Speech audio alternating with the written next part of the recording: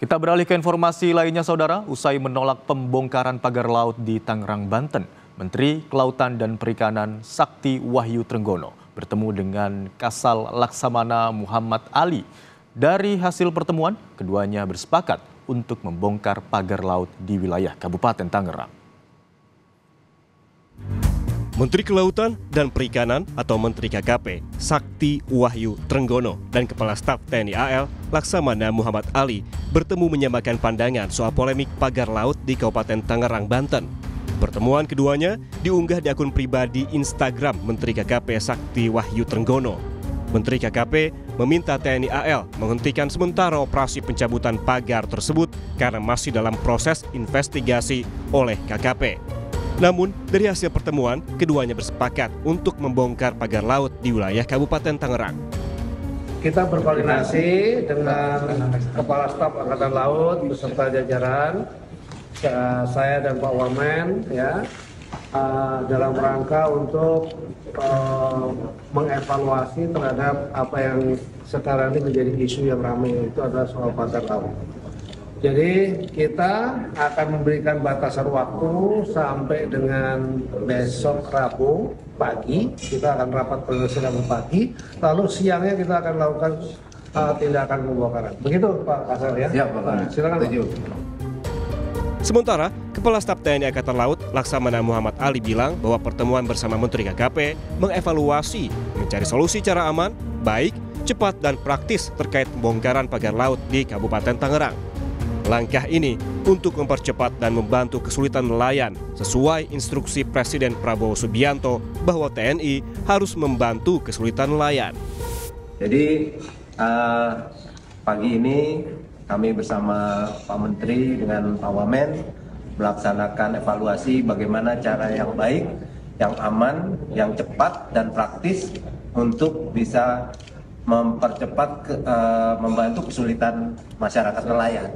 Karena itu instruksi dari Bapak Presiden kan, TNI harus bisa membantu kesulitan masyarakat.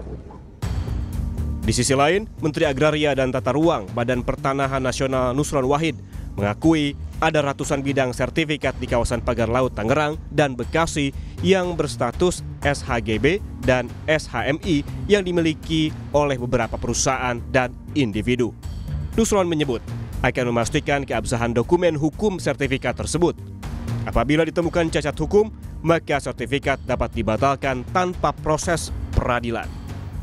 Manakala nanti hasil koordinasi dengan BIG terdapat SHGB maupun SHM yang terbukti memang benar-benar berada di luar garis pantai, artinya ya memang itu harusnya Pananu, bukan APL, memang wilayah laut, kemudian di SHGB-kan, disertifikatkan, maka kami tentu akan evaluasi dan tentu akan kami tinjau ulang.